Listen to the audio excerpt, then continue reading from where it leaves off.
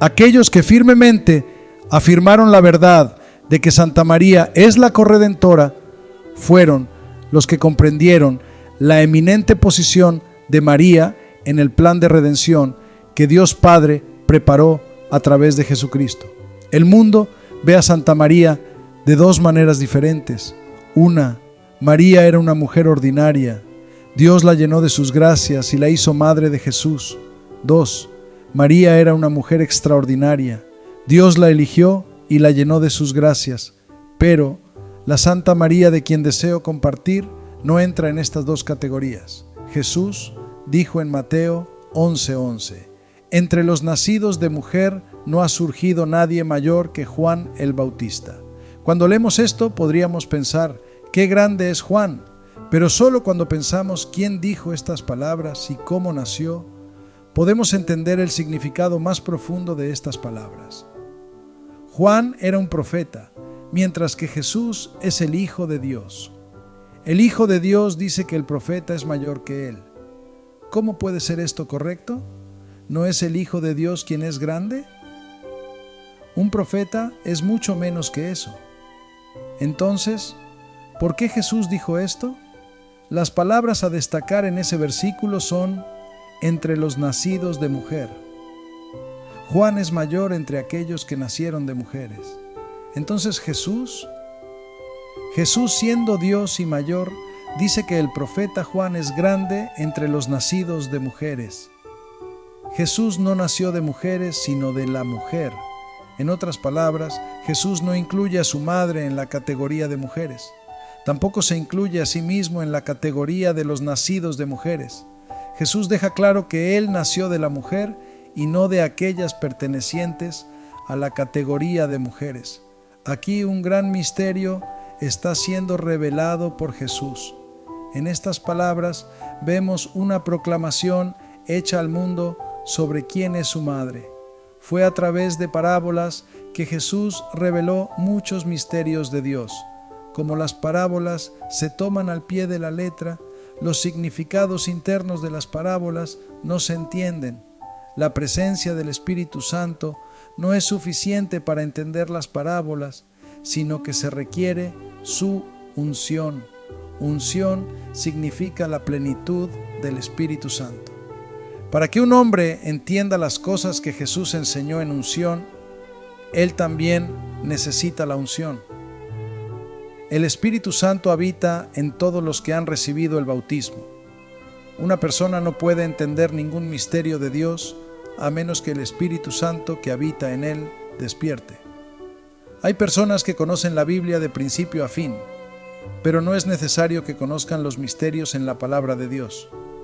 Permite que el Espíritu Santo, el Maestro, te instruya.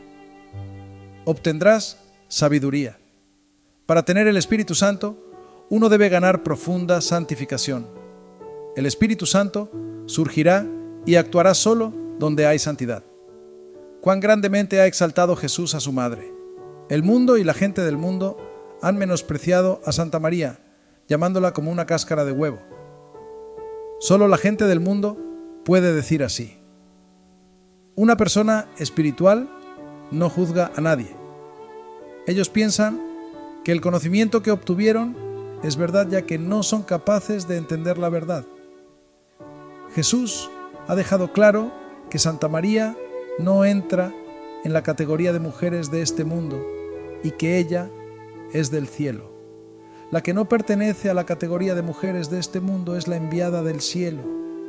Cuando se dice que Santa María es enviada del cielo, se hará una pregunta: ¿es ella Dios? ¿No le estás dando a Santa María un lugar igual a Dios? Los ángeles enviados del cielo no son Dios, pero son seres celestiales que ven el rostro de Dios en cada minuto. Presta atención a lo que el Señor dice en Lucas 20:36 sobre las almas santas que resucitarán de entre los muertos. Son como ángeles y son hijos de Dios, siendo hijos de la resurrección. Creemos que Jesús es el único Salvador. Sabemos que Jesús es el Dios poderoso, pero muchos no son capaces de aceptar la posibilidad cuando se dice que Jesús tiene una corredentora. ¿Por qué el poderoso Jesús necesita una corredentora? Necesitamos entender en profundidad quién es Santa María para saber por qué ella debe ser la corredentora. En el Antiguo Testamento de la Biblia hay 46 libros, de los cuales 7 libros completos y 2 libros parcialmente mencionan sobre la sabiduría. ¿Por qué se han escrito tantos libros sobre la sabiduría? Muchos han percibido que la sabiduría simplemente significa un conocimiento profundo y bueno. El conocimiento profundo es solo uno de los frutos que procede de la sabiduría. La luz viene del sol. Nadie llama sol a la luz que cae sobre la tierra, se llama luz.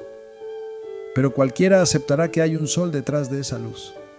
De manera similar, sabe que la sabiduría o el conocimiento que recibimos es un fruto que procede de la sabiduría. ¿Qué es la sabiduría? Para entender lo que es la sabiduría, reflexiona sobre lo que es la palabra. La palabra son las palabras de Dios. San Juan dice en Juan 1:1, en el principio era la palabra, y la palabra estaba con Dios, y la palabra era Dios. La palabra era Dios, es decir, todo en Dios, su poder, santidad, sus pensamientos, planes, su mente, todo esto está presente en la palabra. Dios mismo es la palabra. La palabra sale de la boca del Altísimo, como dice en Isaías 55, 10 y 11. Porque como la lluvia y la nieve descienden del cielo, y no vuelven allá sin haber regado la tierra, haciéndola producir y brotar, dando semilla al sembrador y pan al que come, así será mi palabra que sale de mi boca. No volverá a mí vacía, sino que hará lo que yo quiero, y será prosperada en aquello para lo que la envié. La lluvia y la nieve descienden del cielo, y riegan la tierra y la hacen brotar, para producir semillas para el sembrador y pan para el que come. De manera similar, las palabras que salen de la boca de Dios dan frutos. A través de la palabra, Dios cumple sus propósitos y ejecuta sus planes. Tanto poder hay en la palabra de Dios, mientras que la sabiduría, como dice en Sabiduría 7:25, es el aliento del poder de Dios y una emanación pura de la gloria del Todopoderoso, por lo tanto, nada contaminado entra en ella.